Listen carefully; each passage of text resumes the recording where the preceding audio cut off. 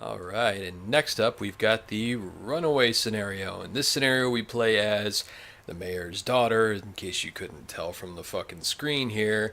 So let's see what's up with her. I'll take you to meet your special someone. Catherine Warren simply believed Irons' words. He was a gentleman and the chief of police, after all, not to mention a good friend of her father, the mayor. However, after he'd lured her to the orphanage, he let the mask slip. Do you know, I think you may become my greatest work. She fell into despair as she heard the words. But fate was on her side. She took the jail cell keys from her would-be killer and made up her mind. I have to go. I have to rescue my love. Ben. Now, this is a really bizarre one because this is a character we never thought we would ever know anything about beyond the fact that she was the mayor's daughter, and Irons is a creepy fat piece of shit who wanted to stuff her, I guess. Had no idea she was in a relationship with Ben. Pretty sure that they put that in. Yeah. So this is going to be an interesting scenario to play through. So anybody who fucking shipped Ben and Mayor's daughter, congratulations, you were right.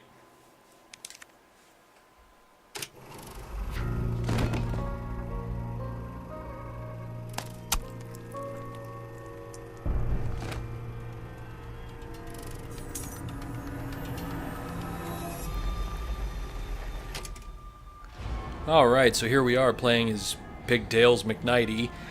And I want that picture of Irons getting stabbed in his fat fucking pig neck mounted on my wall. Okay, but anyway, what she's rolling with is Claire's revolver. That is the modified version for the high-powered rounds. And she's got an infinite combat knife, which does come in handy. Not as much as you'd think it would, though, because... Letter to the Director. Do you recall the white specimens discussed in last month's report? The researchers have named them pale heads. These specimens have undergone a special mutation. Unlike normal specimens, they have the ability to regenerate. It would be difficult to stop these specimens with weak weapons, and it makes them a gigantic pain in Grimm's ass. To stop a pale head, you must use high-powered weaponry that can damage it faster than it can regenerate. My team is currently searching for a way to reliably produce tons of these fucking things because I'm a goddamn moron who works for Umbrella and has a death wish, apparently, like everyone else who works for them. So anyway, basically what we have here are naked flesh-colored regenerators, sans weak points. They can be a pain in the ass.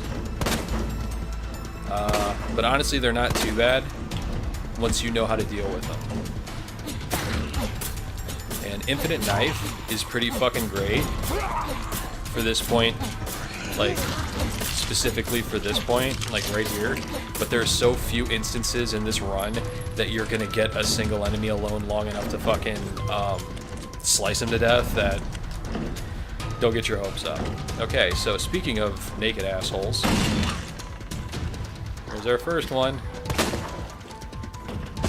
Down he goes. Here's number 2, and this one's a little trickier. You see how erratically they move?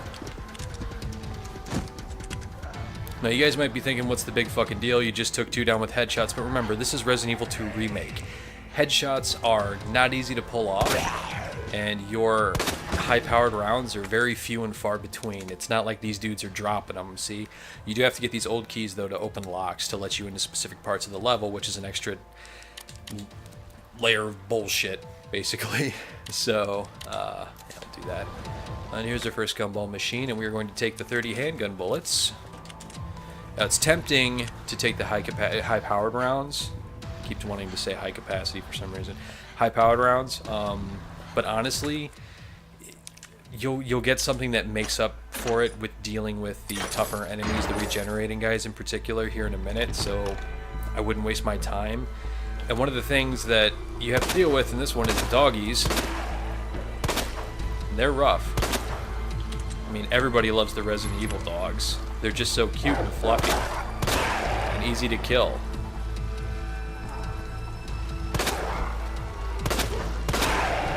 There we go. So yeah, you're going to want plenty of handgun ammo.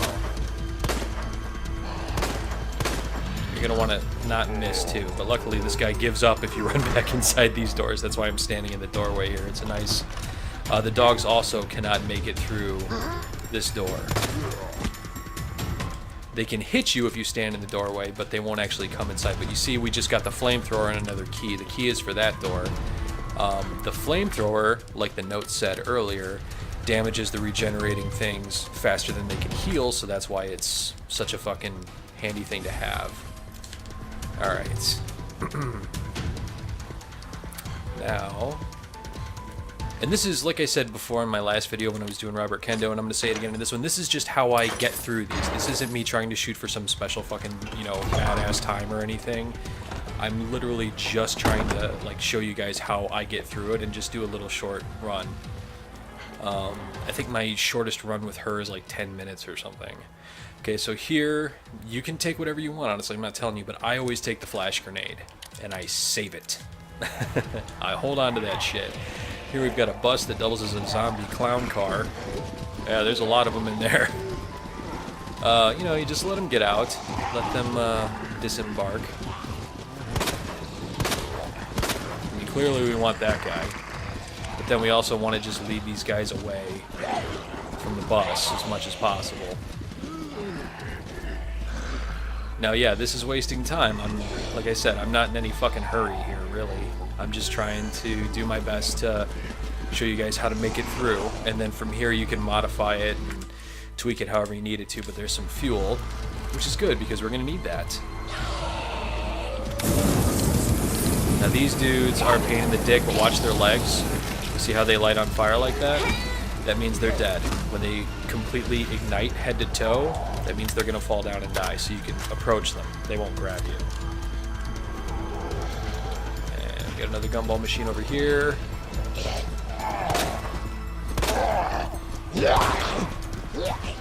Yep, almost got grabbed there. We're gonna take this other green herb here. Go ahead and reload. Now this part looks like a fucking nightmare. There's 3 lickers in here guarding a legless zombie. Now here is the best way I've found to deal with this. Is to shoot the dude so his backpack actually falls off him, because you can't take... He's got a key in the backpack that you have to get, and he can't get it until after he's dead and dropped it. So shoot him through the fence without having to go in there and try to fight him. And honestly, just run in and try to grab it and juke these motherfuckers. It's the best fucking advice I can give you. Shit. Oh, here we go.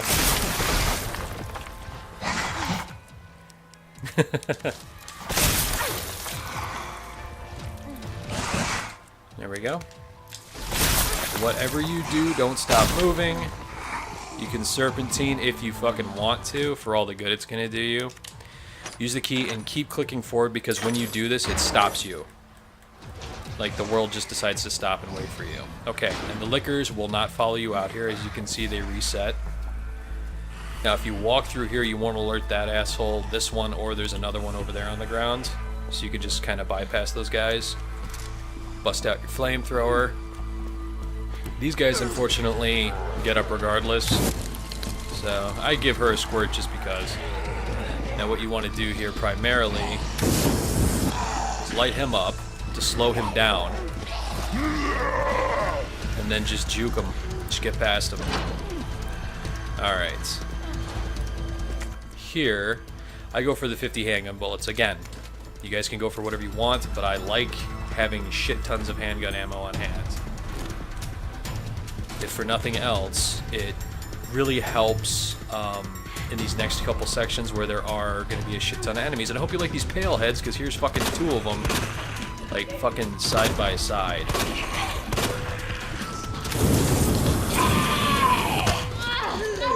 That's okay, I'll get that back. There we go. Both dead. Got my knife back, it's unbreakable. God damn it. Now we gotta deal with dogs. There's 4 dogs. 1. Now the last 2 come together.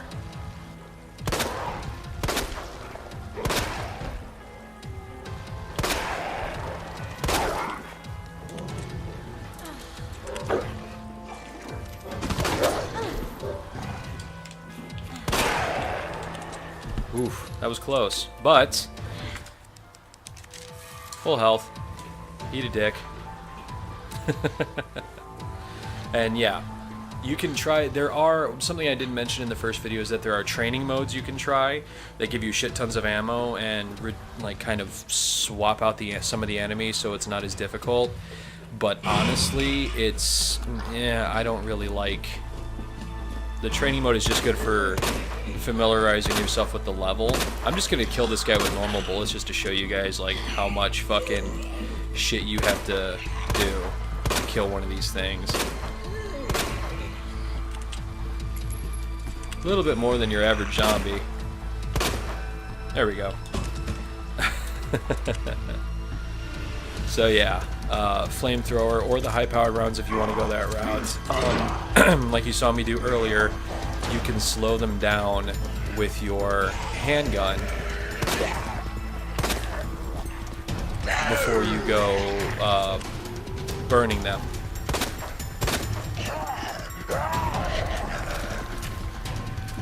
Now, this is the guy we want right here.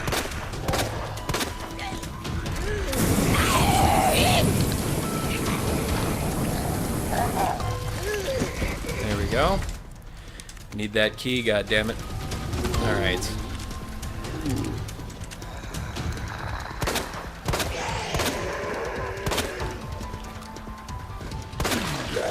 Ooh. Nice, I got kind of lucky there. Yeah, I was holding my breath a little bit. Now here, this garage is full of these assholes, as you can see. Oh fuck, I just wasted my grenade. That kind of sucks. Now we got our second key here. Now, I'll tell you what I usually use that grenade for. I didn't realize I had equipped that. I had used my knife and then picked it back up. I didn't re-equip my hand grenade, which kind of sucks balls, but that's okay. We'll figure it out. It's primarily this last part. Now, the reason why I wanted to drop that dude in the middle of the street with the key and kill this guy inside the garage and get another key is very important, because if you don't get the second key, this part gets a lot more difficult because you have to cut through the middle here, and as you can see, it's party time. Everybody wakes up. So yeah. But if you go this way,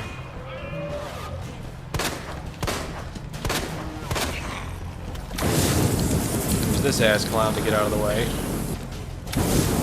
There we go. And we've got Gumball Machine, which honestly you can take fucking... We'll take those. Sure, why not? Why the fuck not?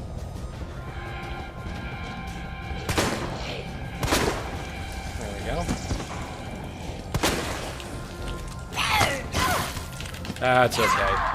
Just trying to clear the way, you know? Let's go ahead and open this bad boy up. Now what I usually do when I step out in this corridor, if I have that flash grenade that I wanted to hold on to, I throw it and then just run past all these dudes. So you can do this as well if you have it. Because you get that little brief respite, and there you go. We win. Catherine reunites with Ben, and I guess everything's cool even though they're in a jail full of zombies and shit. Fucking aw, and then they got eaten by dogs. Alright guys, that's the Runaway scenario. Like I said, this is the one that's rated 2 stars, which is supposed to be the simplest, and you can see why. It's very basic, and it's a good one to start with just to learn. If you're having trouble learning how to juke enemies and lure them, this is a good one for that, because as you can see, you get shit tons of handgun ammo and the flamethrower, and those are really the only 2 weapons you need. The infinite knife is good too, because even if somebody grabs you, you can kill them and pick it back up and keep using it, potentially. Even though it's not so easy to keep doing that. But alright guys, like I said, that was the Runaway scenario. I will see you in the next one.